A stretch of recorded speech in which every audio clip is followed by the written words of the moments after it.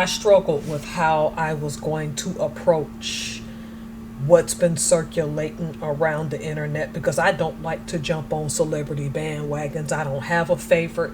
I haven't been back to the movies or what you call the theater to see a movie in years. I don't really care for Hollywood at all. But there are lessons coming out of Hollywood and out of the mainstream lately that affects us as a people, and it's time to talk about it. I feel that we are a very stiff necked people, us who are foundational black Americans, American descendants of slaves, or African American, however you identify. We are a stiff necked people. Even when something's in our face, we don't want to deal with it. The thing about Druski is that he only highlighted something to a level that he probably to some people shouldn't have taken it. I'm indifferent to it. On the one hand, him not being a actual church goer, I can see where some people are going to say that's disrespectful. But as a person looking for a church and looking to live for God, I can't find anything beyond apathy at best for false prophets and people who have misused God's name to lie. I don't condone what he did in this skit, but I don't condemn it and cannot condemn it because it's the truth. And it is a harsh truth that we don't want to hear. You saw the images in the beginning. Druski aired our dirty laundry. And I think some laundry should be aired. I'll explain that in a little bit. What I mean by I think some laundry should be aired. Now, without further ado, I'm going to read this quick story and then we'll talk about why some laundry should be aired.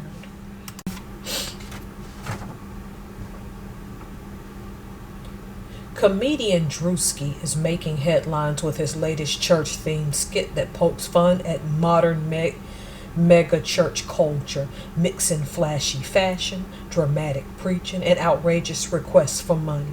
The short video has people laughing and debating whether it's hilarious or too much. According to BET, the skit opens with Druski suspended above a full sanctuary, smoke and lights adding to the theatrics, while Kirk Franklin's Revolution plays loudly. He steps into the pulpit, sweating and shouting, timing every pause for applause. Behind him, a giant screen flashes, collect and pray, setting the tone for the satire. In one scene, Druski calls an elderly couple forward and jokes, "So I impregnated her with the word of God." Then he turns attention to his outfit, lifting himself up to show off red bottom shoes while saying, "I had someone in the congregation ask why I'm wearing Christian Dior and Christian Louboutins, because I am Christian and I walk in the blood of Jesus." The parody reaches its peak during the offering. Druski demands $4 million from a congregation in Zimbabwe, insisting the donations appear the same day. He praises a member who gives their life savings, then closes backstage counting the money while singing Mary Mary, highlighting the over-the-top style of some churches. Short clips shared on TikTok have racked up over 22 million views. Reactions online are divided. Some say the skit went too far, while others say it hits close to reality, mocking flashy pastors and luxury-driven services.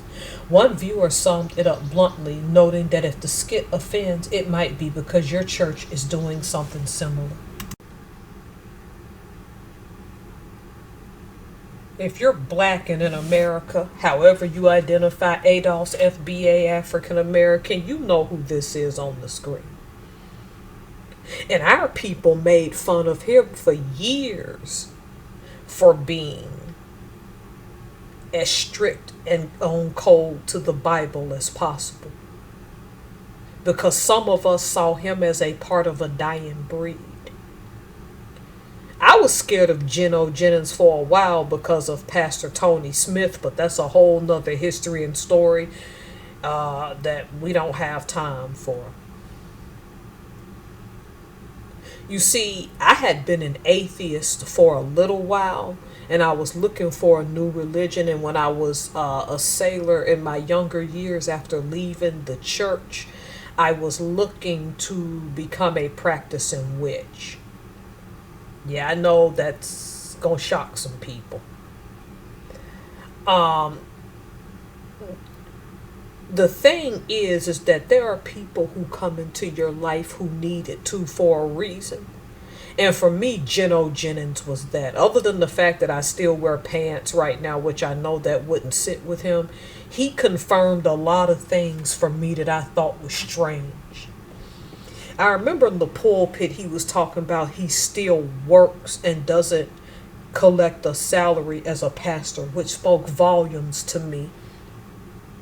Because years ago when I was growing up in the church and people would say, oh, we raised all this offering and got the pastor a new car. I won't say what church I attended back home at the time because I live in the state of Washington, but I'm from another state. If you've been watching me for a while, you'll know.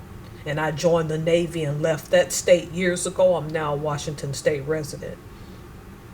Brand new car, talking about we blessed the pastor, and as a teenager I immediately knew that our tithes and offering paid for that car. The first thing, and at the time I thought it was selfish and I had to fight it, the first thing that came to mind was, why couldn't this Negro just get a job like everybody else?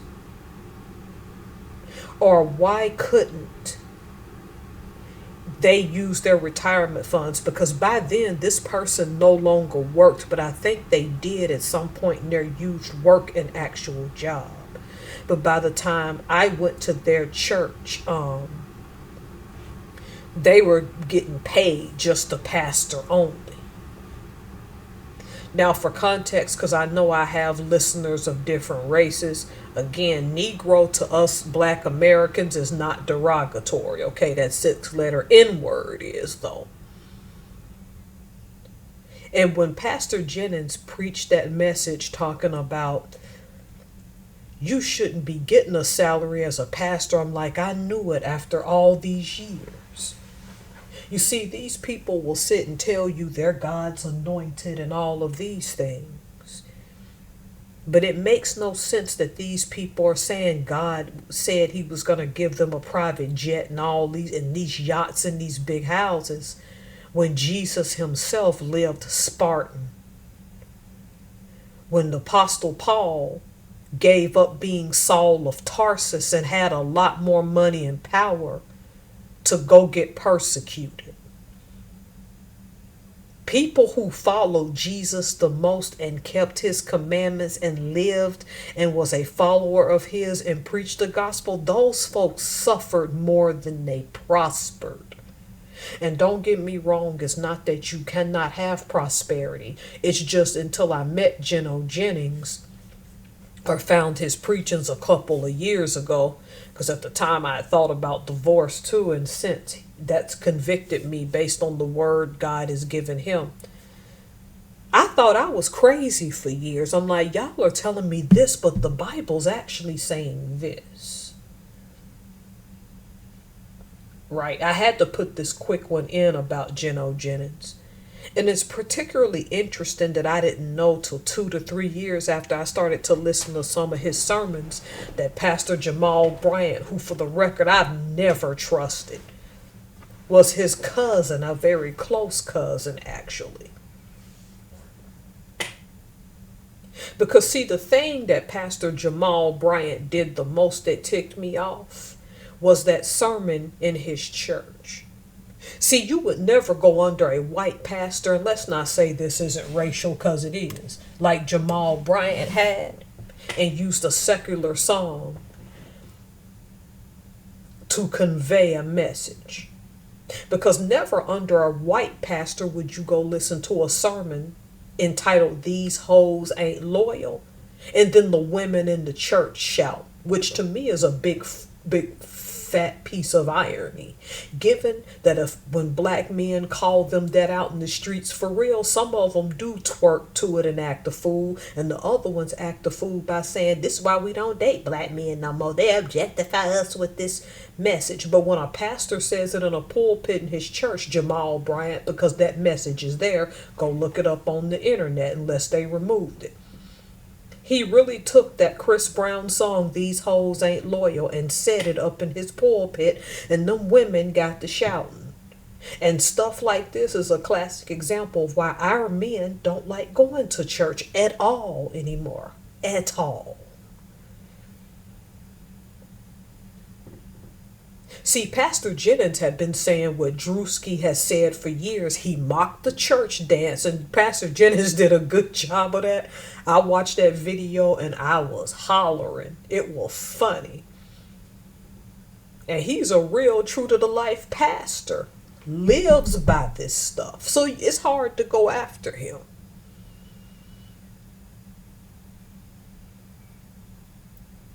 So Pastor Jennings, in a sense, has been putting out the false church dirty laundry for a while. And he's pulled no punches with black churches as well. And I think given our history, people will say, well, why would somebody like him put all of our business out there? And see, you can't find too much on Pastor Jennings other than these church hurt people who left his church because some of them don't want to live right. He lives by that Bible. And this is why people are juxtaposing him with Druski, because let's be honest, Geno Jennings had been warning you all about this for a while, and he even took aim at our own churches. That's why it is worth noting giving him this much time. So now that I got that out of the way, well, not really. Let me get to one more thing. This is a free talk, y'all.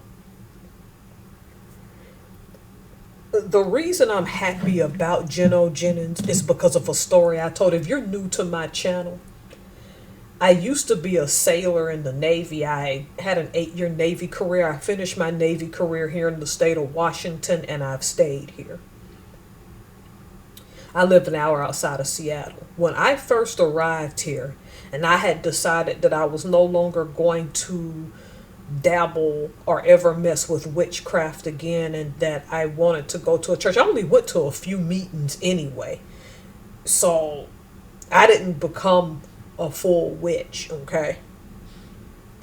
A white man approached me. Now, the race is important because people say, ain't no such thing as a black church or white church. Okay, you can live that fantasy if you like. A man approached me when my husband, who was my then boyfriend, and he approached me like, do you love the Lord and looking for a good church? I'm like, yes. And I'm like, what possessed this older, middle-aged white man to approach me? So I'm going to paraphrase what he said.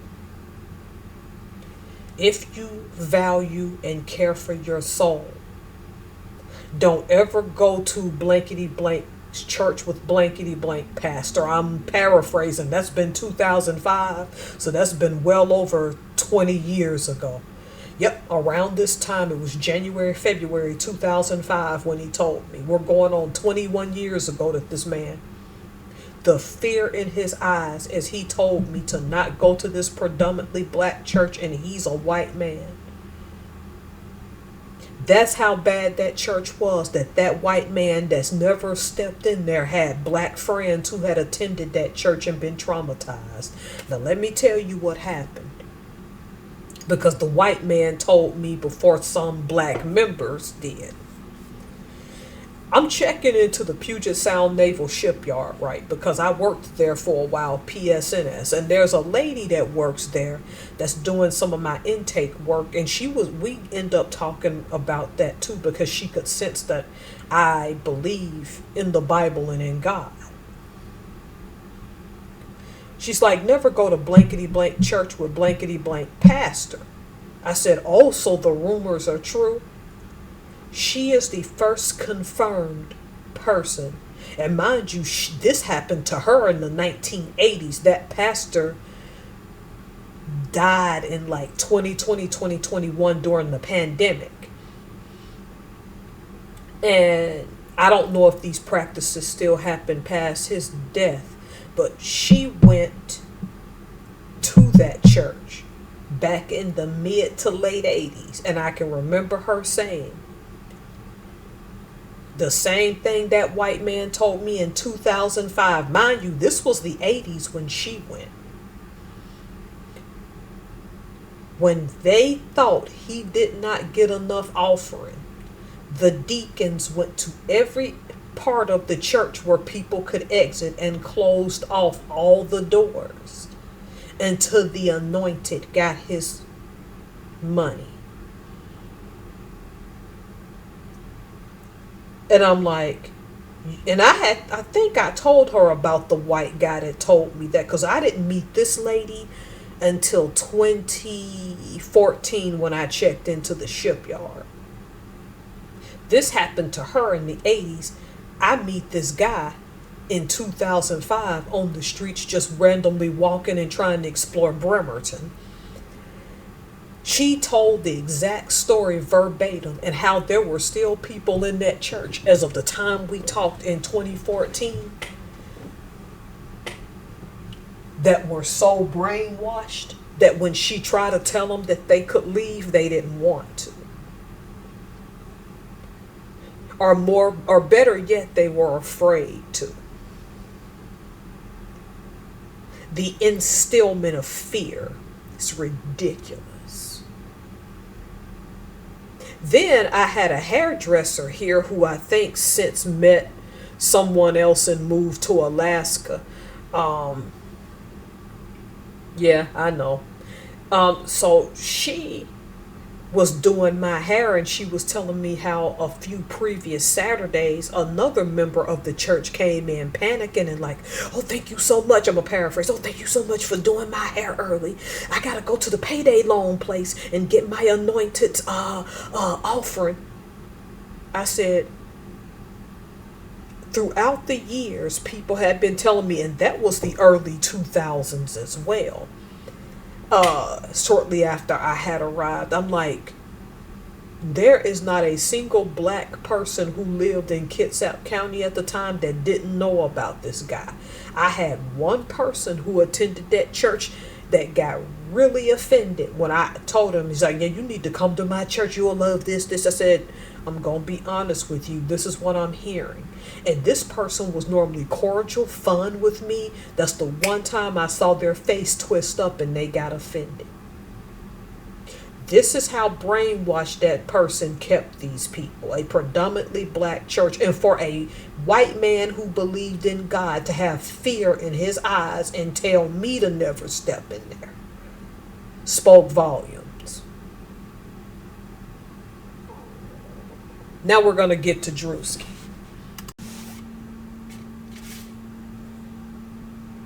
I'm going to remind y'all of 3 quick stories while we're on Druski.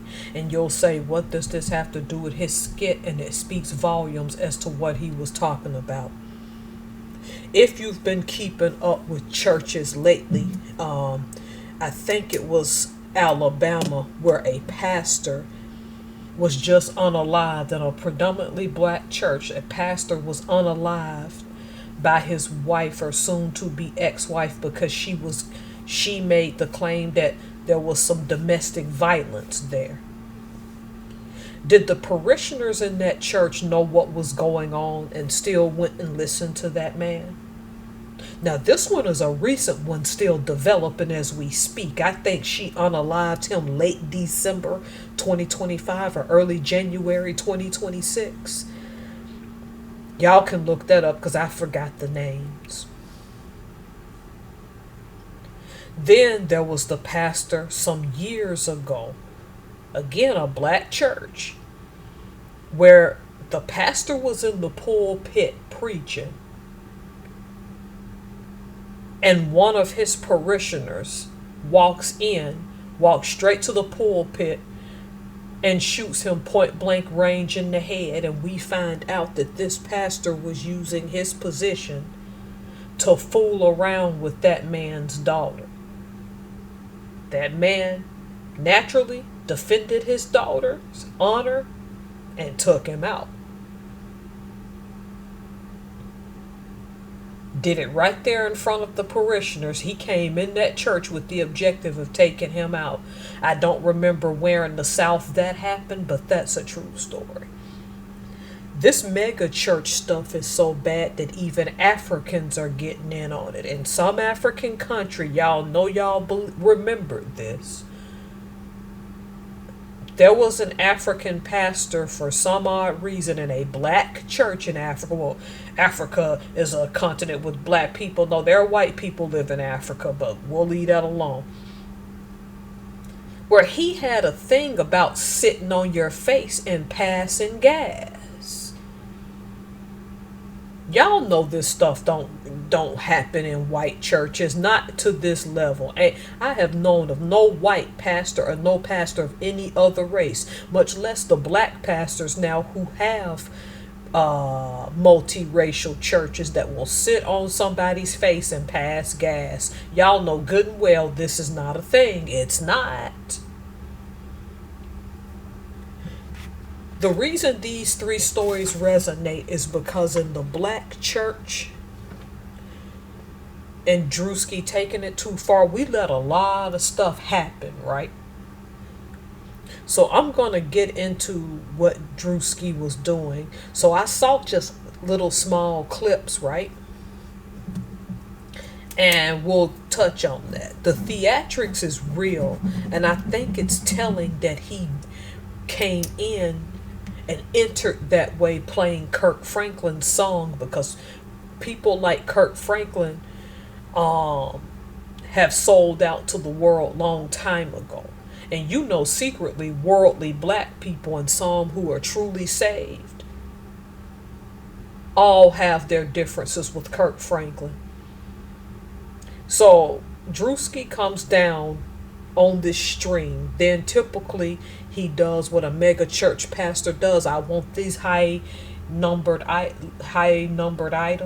priced items. Y'all need to make it rain for me and pay me this much money.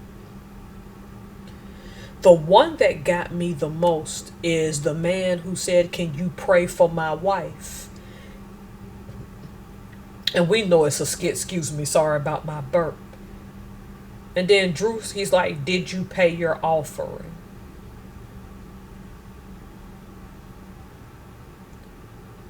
Let's get to the heart of why this bothers people. And now I'm going to discuss the some laundry should be aired. You all can go see the skits and you'll say, what does this have to do with Druski? Everything. I grew up with it and I saw this, and I know every black person in America has some story of it, even if they didn't live it. Here's the thing people aren't really touching on about this. Y'all don't find this strange that pastors can show up dressed sharp, and I'm not talking about the mega pastors right now. I'm talking about the low end ones, although these mega pastors do it too. Haven't you found it funny? Not really funny, but the irony of showing up to a pristine church ground, because you want to take care of the church, right? Nothing wrong with that. With the pastor that's super clean, wearing tailored custom suits, shiny shoes, and driving the latest model car with his sharp wife and kids. Kids be best dressed in the church. Y'all know how it is. When that man leaves y'all at the end of whatever services, he's going to a predominantly white neighborhood to live, while leaving a predominantly black neighborhood filled with abortion clinics, filled with fatty cancer-causing foods, trash strewn all over the ground, and chaos all around you, shootings, everything, gang violence. Wouldn't that be the person because they should have the guidance of the Holy Spirit, wouldn't that be the person from a spiritual standpoint who should be healing the community? He should be addressing why so much life is being taken in these clinics, why there are so many of these clinics in our neighborhoods, why children can't swap fried chicken lizards, fried gizzards, ho-hos, which are the cut potatoes. I grew up calling them ho-hos or JoJo's. And Dr. Pepper, no offense, I'm not knocking your company, Dr. Pepper. I just think people should have it in moderation. With clean water. Not the water when they go to their faucet, it turns brown. Because I couldn't drink water growing up. Because when I lived in one part of the ghetto that I lived in, when you turned on the faucet, the water was brown half the time. I lived this, so I know. You see, Druski aired dirty laundry to an extreme that it needed to be done.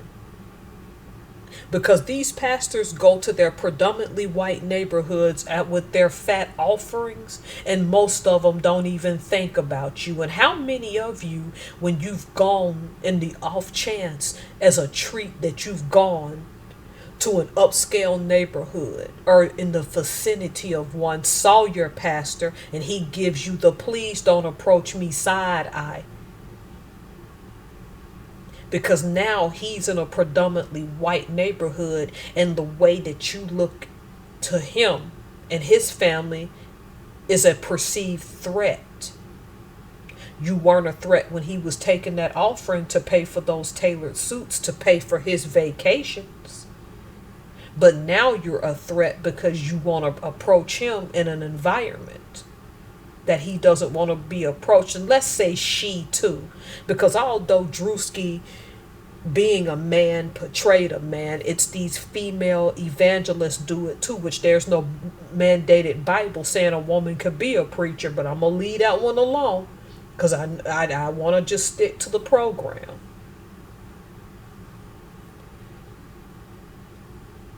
See, pastors have the ability to heal their own people. This whole preach it, take our money and forget about it, it's just no longer working anymore.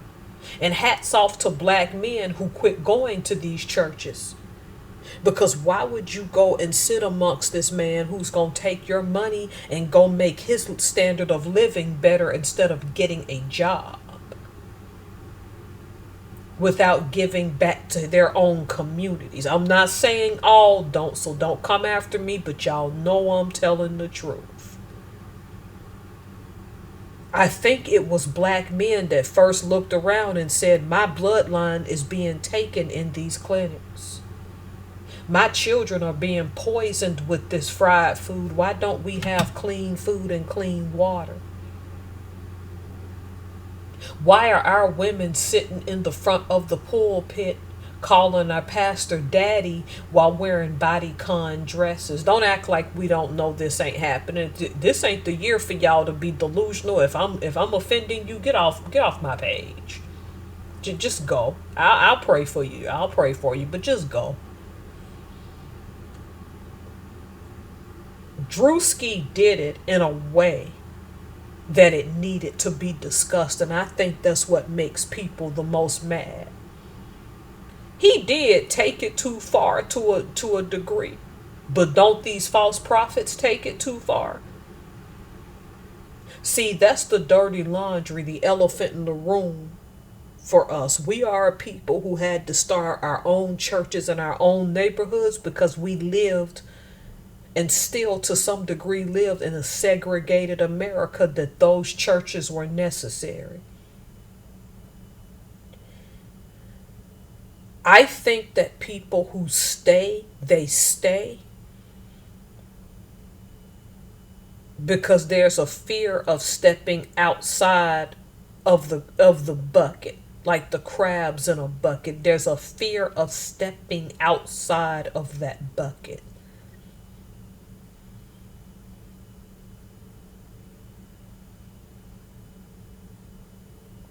There's something about walking away from that feels like not only are you giving up your culture in the spiritual, because when you go to those churches, you're in a community surrounded by your own people who are descendants of slaves and who understand the downtrodden nature of our condition in this nation. You feel like in the natural you're betraying your own people by walking away instead of seeing that this is hurting you physically, mentally, and spiritually and financially. So, in a sense, you feel stuck. And so you're getting angry and defending it because you see it as, oh, our laundry is being aired to the world, as if it hasn't been. Geno Jennings and the real pastors have been sounding the alarm on black churches a long time ago. Because, see, I think this goes beyond just the mega churches. Black churches in general are derelict. And remember, I saw a sermon with Geno Jennings where there were false prophets and pastors that I never forget when he said in the pulpit, there are people who had admitted to him. Black men, maybe. Because he didn't give a race, but we can deduce that some of them at least were black. Admitted to him in private that it was easy money, and that's why they became pastors. That equals they see you as targets. They don't see you as souls to save. They don't see you as a community to nurture. They could be laughing behind your back for all you know. And don't tell me that's a gigantic and mean leap to make. It's the truth. They could be laughing at you.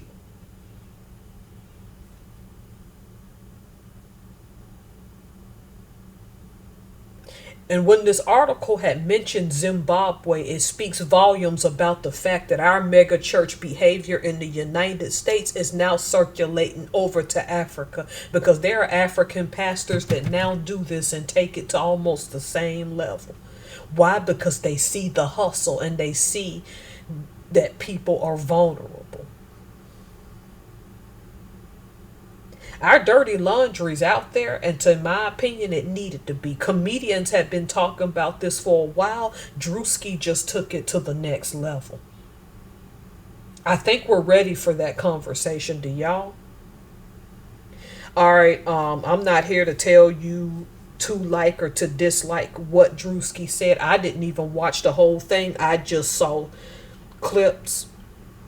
One thing you can't say is that this man lied, because he never lied on here. He took it to the extreme, but he was displaying what has already been happening. And if you're one of these pastors and you keep doing this extreme stuff to keep people, just know that other people are laughing at you behind your back, particularly people in the world who aren't saved anyway and have nothing else to lose but to point at you and call you a clown. Because that's how they feel about it. All right, we gotta do better in the black community.